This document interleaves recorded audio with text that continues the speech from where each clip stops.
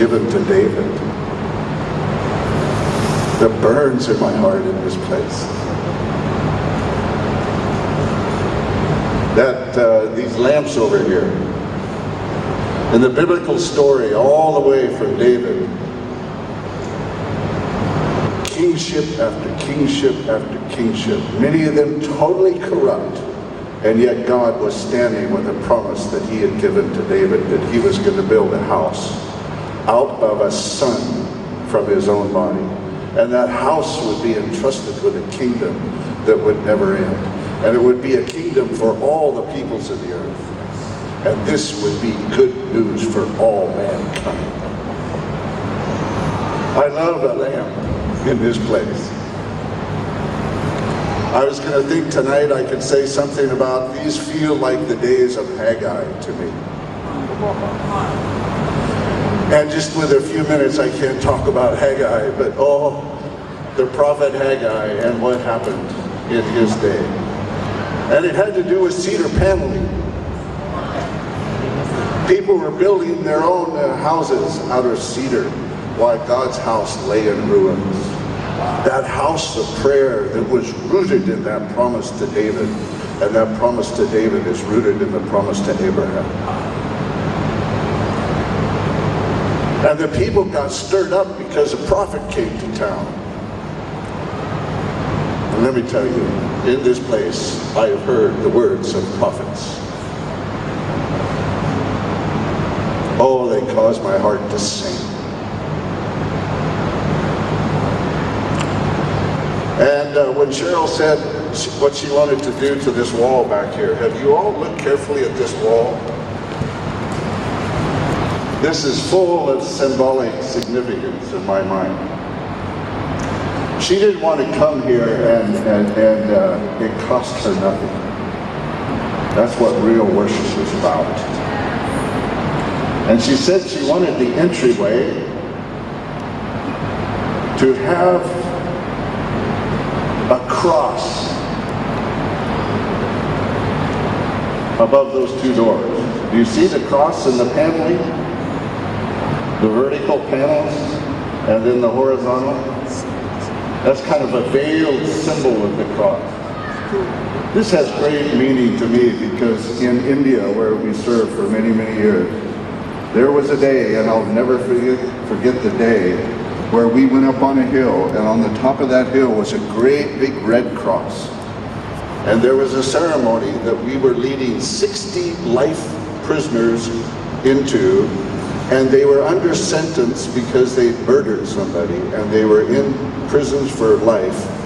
And they were going to be marched up to the foot of this cross.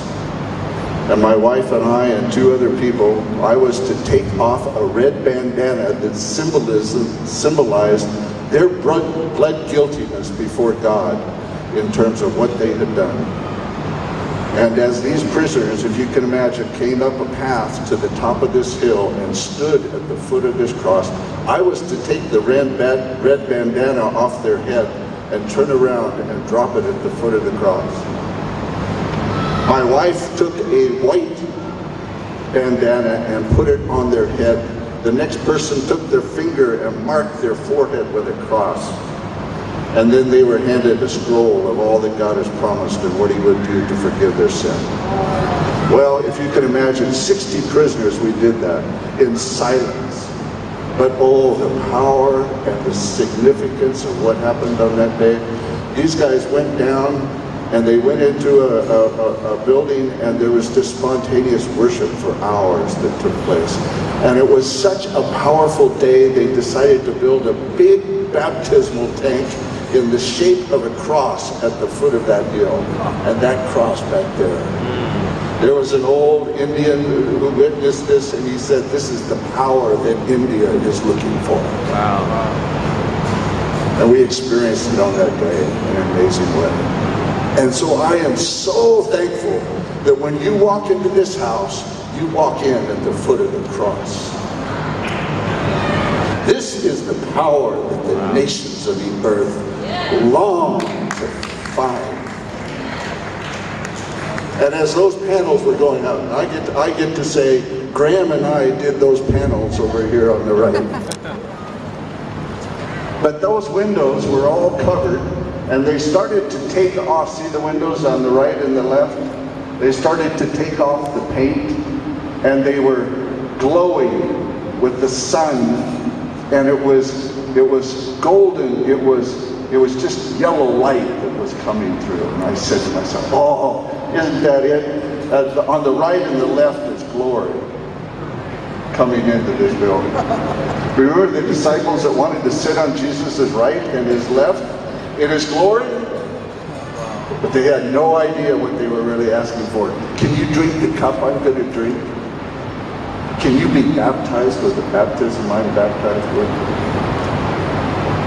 That cross is God's glory. And so we walk into this glory.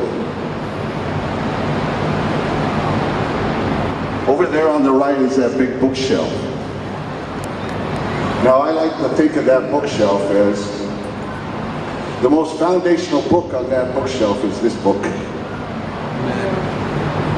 And all that God has revealed in terms of what he's going to do through his Son and the coming kingdom that is going to bring every nation on the face of the earth to bow their knee. Oh, let that be a symbol of the ancient record of the story that God is writing among the nations. May we study it. May we reflect upon it. May the words of God's story all the way down through history sink deep into it, because it will stimulate our faith and our obedience. So we got the bookshelf. Over on the left, now I'm not sure what Cheryl has planned here, but those mirrors, now I don't know, are those symbol of anything, Cheryl? Beholding us in a mirror. Oh, beholding us in a mirror. I was going to say, those for me mean when you look into that mirror, you see him face to face. Face to face. You know, when Moses went into the tent of meeting, he met with God face to face. It's kind of interesting, all of this, and Lou, there was one day I had a dream, and it was very, very strange, and I'm not into dreams, or how to even interpret them. But I'm just going to say this because of the symbolism of this.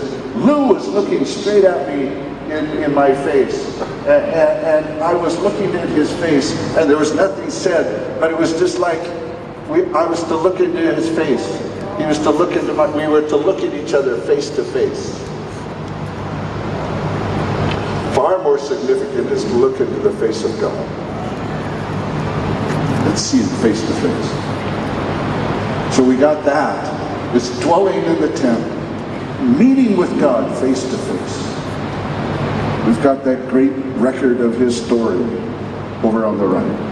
And so every time we walk into this building, we walk in at the foot of the cross. The glory is going to come through these windows. And these lamps.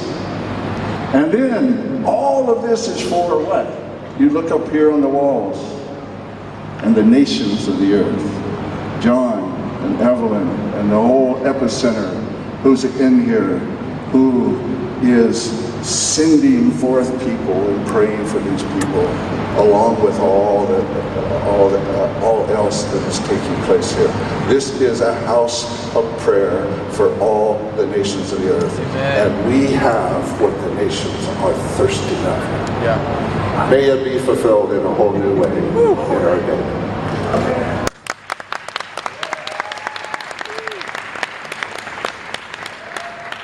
Well, it's my pleasure to introduce, which he needs no introduction, but Lou Engle. I want him to come on up, and we're going to share first just a little bit together, and then he's going to share.